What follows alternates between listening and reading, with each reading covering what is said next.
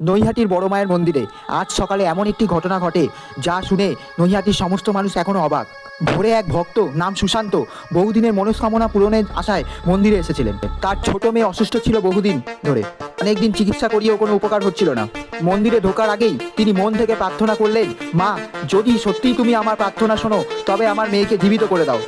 দ্বীপ জেলে বড় মার প্রতিমার সামনে প্রণাম করার সঙ্গে সঙ্গেই মন্দির জুড়ে এক মৃদু ঝোড়ো হাওয়া বয়ে যায়।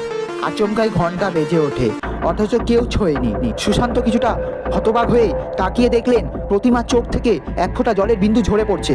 ঘন্টাখানেক পর বাড়ি থেকে ফোন আসে, তার মেয়ের জ্বর হঠাৎ কমে গেছে। ডাক্তারও অবাক হয়ে বলেন, এ যেন এক অলৌকিক আরোগ্য।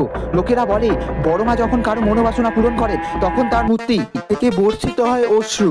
আর সেই আশ্চর্যটি নৈহাটির মাঠে আবারও প্রত্যক্ষ হলো। নৈহাটির বড় মায়ের প্রতিদিনের অলৌকিক ঘটনা সাক্ষী হতে চাইলে চ্যানেলটিকে অবশ্যই সাবস্ক্রাইব করুন। যে আপনার সাথেও যদি এরকম কোনো অলৌকিক ঘটনা ঘটে থাকে কমেন্টে অবশ্যই জানাবেন। মন থেকে বড় মার নাম স্মরণ